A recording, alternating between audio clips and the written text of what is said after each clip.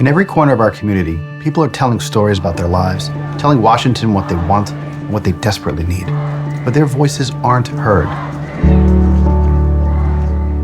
If this past year has taught us anything, it's that what happens in Washington impacts our daily lives. My name is Mike DeCillis. I'm a Democrat running for Congress in New York 11 because it's time we had a representative that truly listens to what you have to say and looks out for all of us.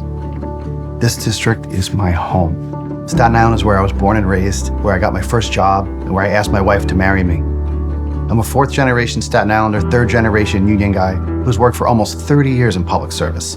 I've worked in EMS as a paramedic for over a decade and was a 9/11 first responder, helping firefighters at Ground Zero. I've walked the streets of New York City as a police officer and taught as a special education teacher in our public schools.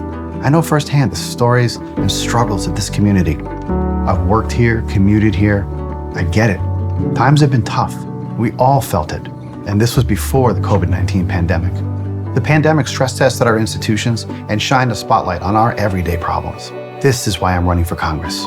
I'm running to protect the rights of workers to organize freely and earn better wages. And I'll fight for equal pay for everyone.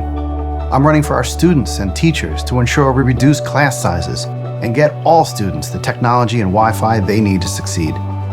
And I'm running to make sure everyone gets meaningful access to healthcare that relieves the burden of medical debt and the threat of bankruptcy just because a loved one got sick. GoFundMe should not be a last resort healthcare plan. I have a voice. Abro una voce. 私は声がある。У меня есть голос. Yo tengo una voz. I see you. I hear you. I'm listening.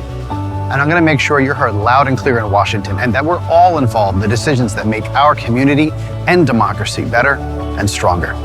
I'm ready. Let's do this for all of us.